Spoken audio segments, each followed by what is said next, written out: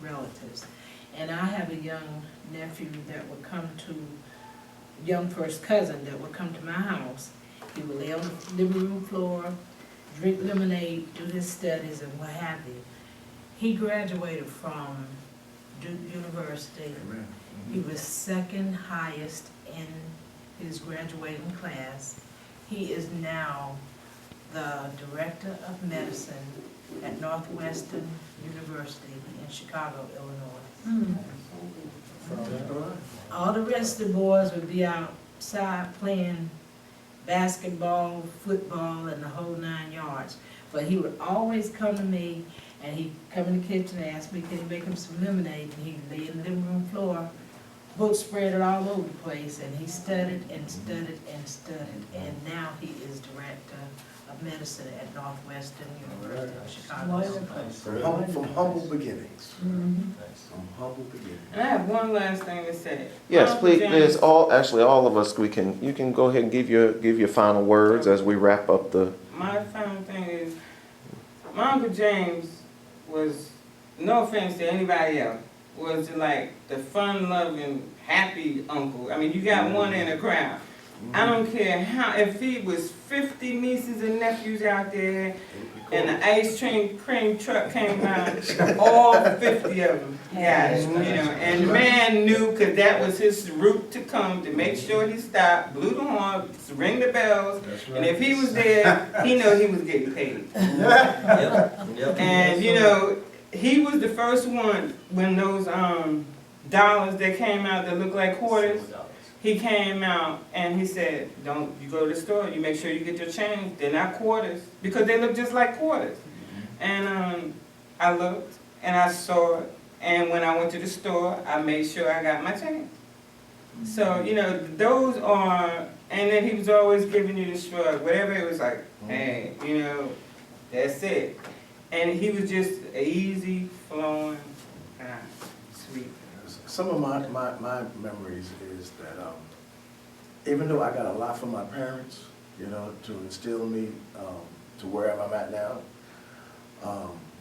I got a lot from each of my aunts and uncles, you know, across the board, you know. I got a little bit from each of them, you know, from Aunt Polly to Aunt Blondie to Uncle Dewjack, you know, to Uncle James, Uncle Herman, the whole 9 yards, you know. And you know, without getting that type of on-hands experience and love, you know, I don't know where I'll be at right now. You know, I mean, I've come a long way, and some of these people in this room know I am, you know, because I was hard-headed, and I still am to a certain degree. But Right. it's That's the mother talking. you know, but there's no doubt in my mind that I would not be here without that. That's beautiful. My favorite with the family is, my mom always told us that you would never see none of her sisters and brothers argue and fight with each other. So that's what they instilled in us at the family reunion. You go there to know your cousins, to get together again, and that's what basically is going on today. You bring your kids, they bring their kids, you meet everybody that's going on so you can love them. If you see them in the street, you don't have to act like a total stranger. Know your family. My fondest memories, my Uncle James with the ice cream, and my Aunt Roselle with the sweet tarts. that was it. That was the highlight of going on vacation. Seeing my Uncle James when he was living on the 3rd floor at 18, let's see, 19 North 18th Street. He lived on the 3rd floor. We would come downstairs. Ice cream man would come by. Everybody got ice cream. Not only that, but he really, really, I can honestly say was probably the anchor for me to move on and don't quit in life.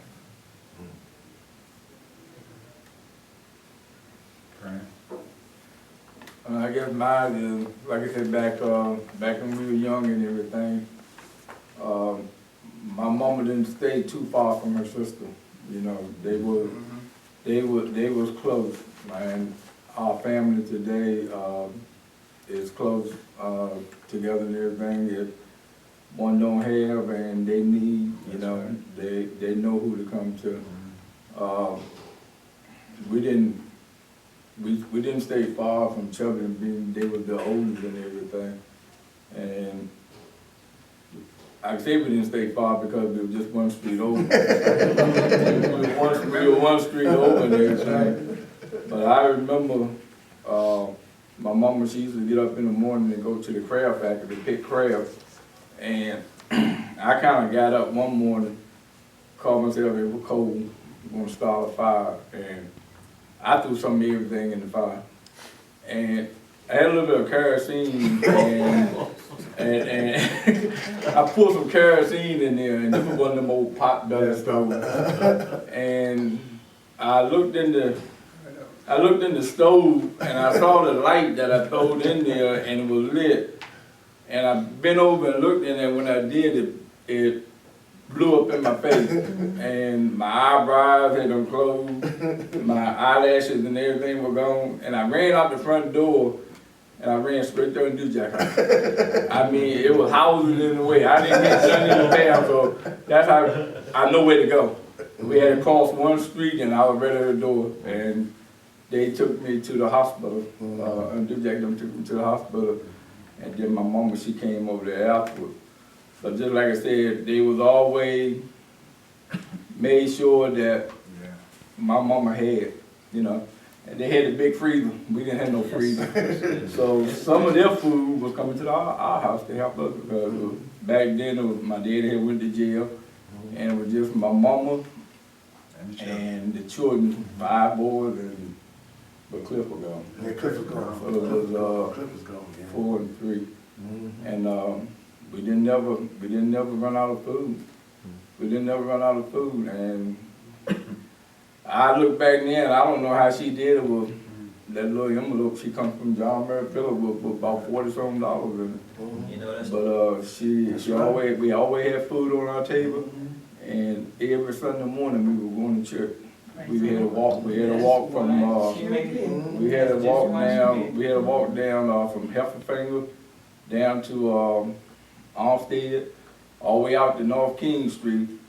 All up with our little hats and everything on, and she had us dressed up well. But I don't know how she did it with, you know, back then, like I said, with $40-something. And compared to days and everything, it's kind of, you know, sometimes you can't make ends meet. But back then they made ends meet, you know, whatever it took, they did it. And I just sit back and didn't know how mommy, you know, with 7 children, you know, I was like, how did you do this? You know, through the grace of God, man. You know, through the grace of God. they did it. They did it. They probably was in pain too, but they never showed it. No. They never showed I it. was on our side. They never showed it. And y'all know about hand-me-downs, right? Well, real quick. That's right. Real quick, you said you had a family church. What church did you go to? It was a gospel spreading church. It was on King Street. Right there by where this big old church is. What is the big church on King Street? Right across from the Father. First Baptist, The big or one. the white church. It was right there. But like I said, back then it was just everything in a row. Everything's And now they out on 21st Street in Jefferson Avenue. And I came up in by Bethlehem Meat Elder Church. Mishaw. Okay. Bethlehem Meat Church. Okay. Yeah, Elder Mishaw. Okay. And you said mom worked for the crab Mary factory. Phillip So talk a Crab little bit Factory. more about that. I know we said we're wrapping up, but that's a kind of a Hampton mainstay. We don't want to miss that. I think Mama, she took all her children, some of the grandchildren and everything up there to learn how to pick crabs and everything, because that was her way of making money. Daddy cleaning the houses for certain people out in Riverdale. You know, she used to go in there and take care of the ladies. Matter of fact, Mama needed extra money, and Aunt Dujack was working for, what was her name, Mrs. Jameson? She worked with Mr. Petrowski, Miss Taylor, Miss Jamison. Yeah. And Yeah, Aunt Dujack. All the sisters work, did domestic work. She even, Undue Jack even gave Mama one, Miss Jameson, you know, to clean her house and everything up once or twice a week, you know, just to get extra money. But they stuck together. They stuck together. And when one was down, you'll see the other one sitting right there beside him. The only thing I was gonna say is that the thing that, and I really don't appreciate this. So I come here, Aunt Roselle's here and so forth, to say, they taught us that family is about gathering. That, you know, we do it for the annual family reunion, but we also do it for weddings, and unfortunately for funerals, and also other events through the years.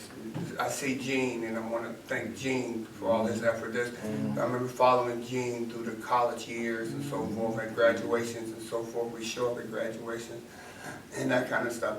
But they told us that family is about gathering, and I think that's one of the things that they passed on to us, and no particular reason or means, but that's what I get from it. I guess we all have memories of each one of our aunts and uncles.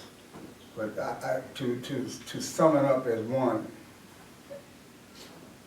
I just thank God for the love that they showed towards one another. Because that love, like Robert said, they stuck together.